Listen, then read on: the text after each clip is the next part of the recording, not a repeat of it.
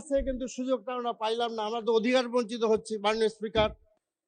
তো বিল বা প্রস্তাবের ব্যাপারে আমি কার্যপ্রণালী বিধি থেকে পড়ে শোনাচ্ছি আপনাকে।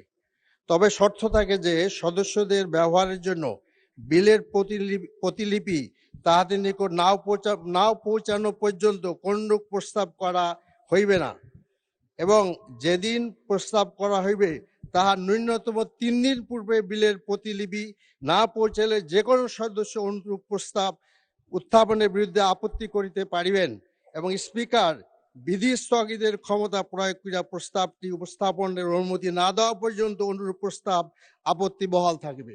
আমরা তো পাই নাই মাননীয় স্পিকার, আমরা তো পাই নাই। 49 পৃষ্ঠার একটা দলিল আমাদেরকে এই মাত্রই পেশ করা হলো। হাউ ক্যান আমরা এটা পারবো? মাননীয় স্পিকার, আপনি তো একজন বড় লয়ার, আপনি এটা ভালো বুঝেন, আমরা তো বুঝি না। আমাদের মাননীয় আইনমন্ত্রী একজন ব্যারিস্টার, আপনারা দুইজনই barrister, you know better law than me. আমাদেরকে তো সুযোগ দিবেন, আমরা সংসদে নতুন আসছি, সেখানেও তো সময় থাকতে হবে।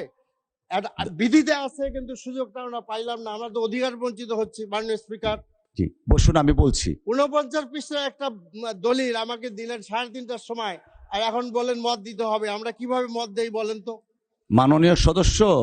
মাননীয় সদস্য দয়া করে একটু বসুন। আপনি মাননীয় সদস্য, থ্যাংক ইউ। আপনি বলেছেন আমরা লয়ার, এদিকে লয়ার, আপনাদের আশেপাশে অনেক লয়ার আছেন। এই সংসদ আলহামদুলিল্লাহ অনেক প্র্যাকটিসিং আইনজীবী আছেন এই সংসদে।